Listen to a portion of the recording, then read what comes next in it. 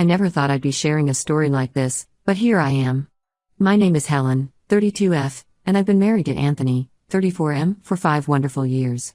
Our love story began in college, where we met during a volunteer event for a local animal shelter. Anthony was the quiet, thoughtful type who surprised me with his dry wit and kind heart. I was immediately drawn to him, and after a few months of friendship, we started dating. After graduation, we both landed jobs in our hometown, Anthony as a software engineer and me as a high school English teacher. We dated for 3 years before Anthony proposed during a hike to our favorite spot overlooking the city. It was simple, intimate, and perfectly us. We got married a year later in a small ceremony surrounded by our closest friends and family. Our marriage has always been built on trust, love, and mutual respect.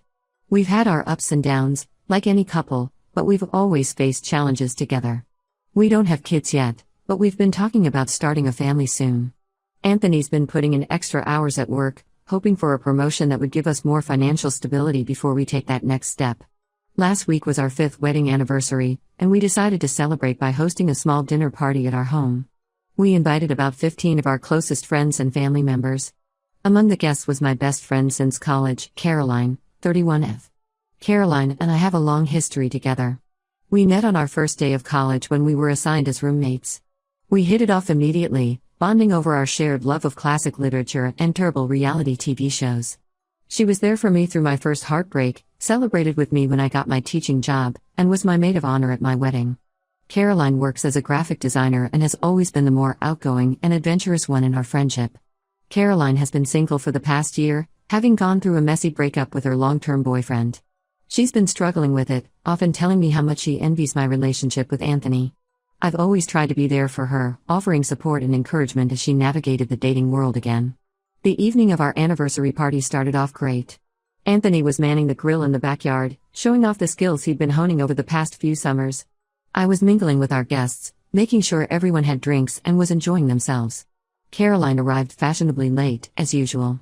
She hugged me tightly and whispered congratulations in my ear before moving on to chat with other guests. About an hour into the party, I noticed that Caroline was spending a lot of time near Anthony at the grill. At first, I didn't think much of it. They've always gotten along well, often discussing books or debating current events. I figured they were just catching up. As the night progressed, however, I started to feel uneasy. Caroline seemed to be following Anthony around, laughing a little too loudly at his jokes, and finding excuses to touch his arm or shoulder. I tried to brush it off, telling myself I was just being paranoid.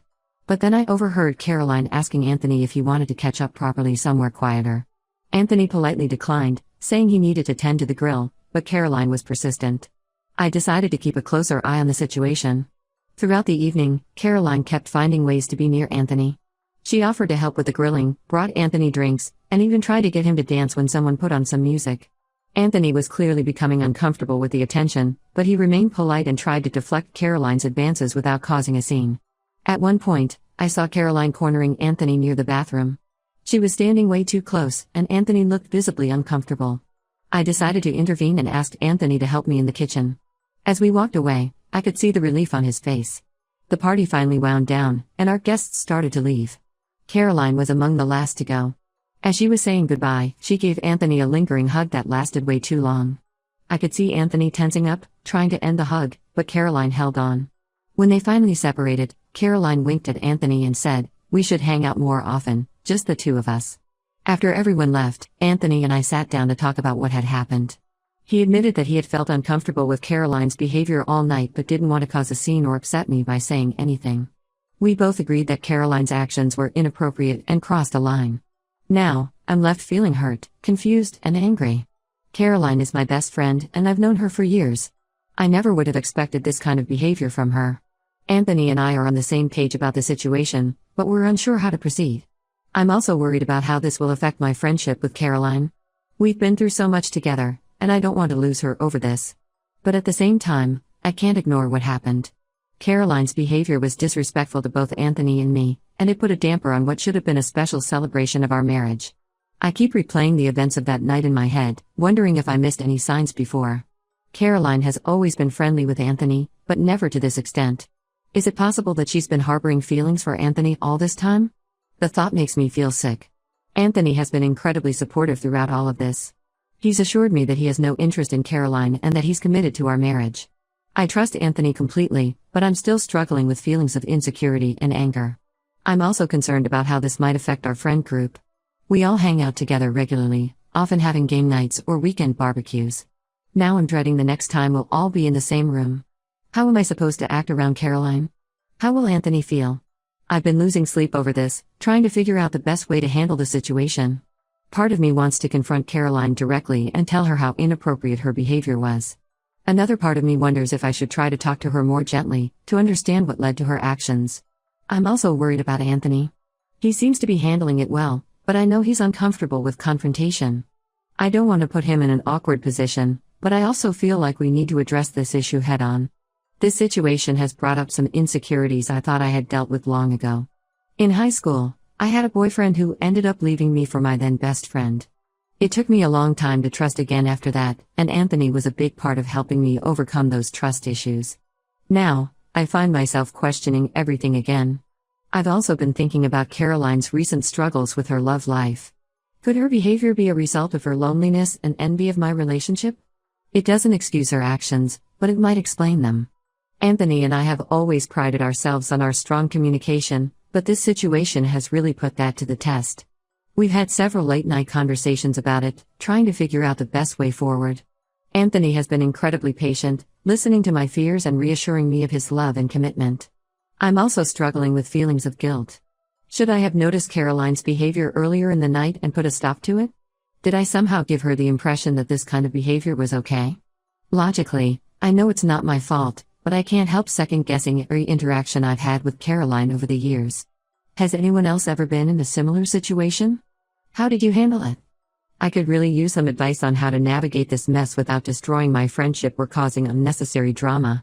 At the same time, I want to make it clear that this kind of behavior is not okay and won't be tolerated in the future. Update 1: It's been about a week since my original post, and a lot has happened. I want to thank everyone for their advice and support. It really helped me gather the courage to address this situation. After much discussion with Anthony, we decided that I needed to talk to Caroline directly. I invited her out for coffee, just the two of us. We met at the little cafe where we used to study during college, a place filled with memories of late-night cram sessions and heartfelt conversations. As soon as Caroline walked in, I could tell she sensed something was off. We've always been able to read each other well, a skill honed over years of friendship. We ordered our usual drinks, a latte for me and a chai tea for her, and found a quiet corner to talk. I took a deep breath and told Caroline everything I had observed at our anniversary party. As I spoke, I could see a mix of emotions flash across her face: shock, embarrassment, and finally, shame. She was quiet for a long time after I finished, just staring into her coffee cup. The silence was deafening, filled with the weight of unspoken words and emotions. Finally, she looked up at me with tears in her eyes. "Helen," she said, her voice barely above a whisper, "I am so sorry. I don't know what came over me that night." She went on to explain that she had been feeling incredibly lonely and depressed lately.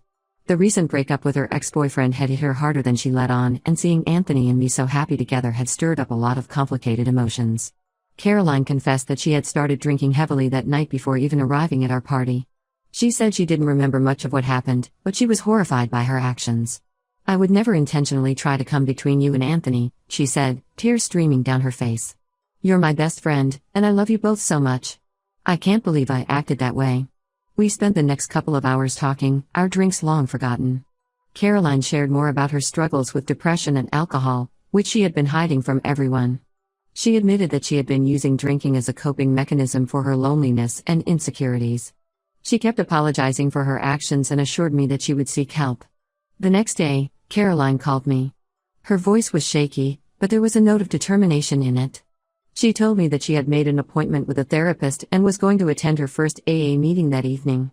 She also said she wanted to apologize to Anthony in person, if we were comfortable with that.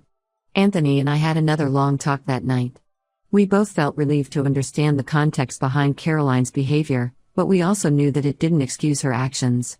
We agreed that we would give Caroline a chance to apologize and make amends, but we also needed to set clear boundaries moving forward. A few days later, Caroline came over to our house. She apologized to Anthony, taking full responsibility for her inappropriate behavior. Anthony was gracious but firm, telling Caroline that while he valued her friendship, her actions had made him uncomfortable and couldn't happen again. Caroline promised that she was committed to getting help and making changes in her life. She said she understood if we needed space and that she would respect whatever boundaries we set.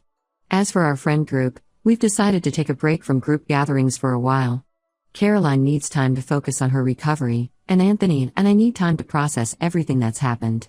We've told our closest friends a simplified version of events, asking for their understanding and support during this time. This whole experience has been a whirlwind of emotions, and I'm still processing everything. I'm grateful for Anthony's unwavering support and for Caroline's willingness to take responsibility and seek help. I hope that with time and effort, we can all heal from this and move forward. The past week has been filled with a lot of self-reflection for me. I've been thinking about my friendship with Caroline and how I might have missed signs that she was struggling. Anthony and I have also been having deep conversations about our relationship and our future. This situation has made us realize how important it is to always be honest with each other, even about difficult topics. For now, we're taking things one day at a time, supporting each other and hoping for the best. It's been a challenging week, but I'm cautiously optimistic that we'll come out stronger on the other side. Update 2. It's been about a month since my last update, and things have continued to evolve. I wanted to share what's been happening and how we're all coping with the situation. Caroline has been fully committed to her recovery and personal growth. She's been attending therapy sessions twice a week and hasn't missed a single AA meeting. Last week, she proudly showed me her 30-day sobriety chip. It was a small gesture, but I could see how much it meant to her.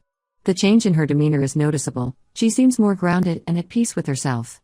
As for our friendship, we're slowly rebuilding trust. We've been meeting for coffee once a week, just the two of us. These meetings were awkward at first, with both of us unsure how to navigate our new dynamic. But as the weeks have gone by, we've started to find our rhythm again. Caroline has been incredibly open about her journey, sharing both her struggles and her small victories. Anthony and I have been focusing on our relationship and supporting each other through this challenging time. We've had many long talks about what happened and how it affected us. Anthony admitted that the incident made him realize how much he values our relationship and how important it is to maintain strong boundaries with friends. We've been working on reassuring each other and strengthening our communication. One unexpected outcome of this whole mess is that it's prompted us to have some serious discussions about our future. We've decided to start trying for a baby. It feels like the right time, and we both agree that this experience has only made our bond stronger. Our friend group has been supportive, although it's been a bit awkward. We finally had a small gathering last weekend, including Caroline. Everyone was walking on eggshells at first, not sure how to address the elephant in the room. But Caroline, to her credit, addressed it head-on.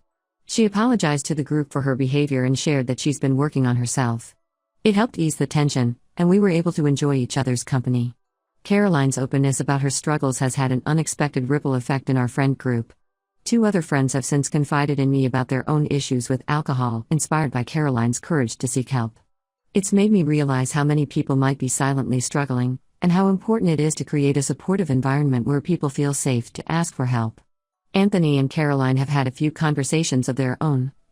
Anthony told me that while it was uncomfortable at first, he appreciates Caroline's sincere efforts to make amends. They're not back to the easy friendship they had before, but there's a mutual respect that I hope will continue to grow. As for me, I'm still processing everything. There are moments when I'm hit with a wave of hurt or anger about what happened, but they're becoming less frequent. I'm learning to balance being supportive of Caroline's recovery while also protecting my own emotional well-being. This experience has taught me a lot about the complexities of friendships and human emotions. I've learned that sometimes the people closest to us can surprise us in both good and bad ways. I've also learned the importance of setting clear boundaries and communicating openly, even when it's uncomfortable. Moving forward, Anthony and I are planning a weekend getaway to reconnect and celebrate our decision to start trying for a family. Caroline has thrown herself into her graphic design work, even landing a big new client recently. She says focusing on her career and her recovery has given her a new sense of purpose. While this whole situation has been challenging, I'm cautiously optimistic about the future. We're all taking it one day at a time, supporting each other, and working towards healing and growth. It's not always easy, but I believe we're on the right path. Update 3. It's been 6 months since this whole ordeal began, and I wanted to give one final update on how things have turned out for everyone involved. Anthony and I are thrilled to share that I'm now 3 months pregnant. We found out about a month ago and have been over the moon ever since.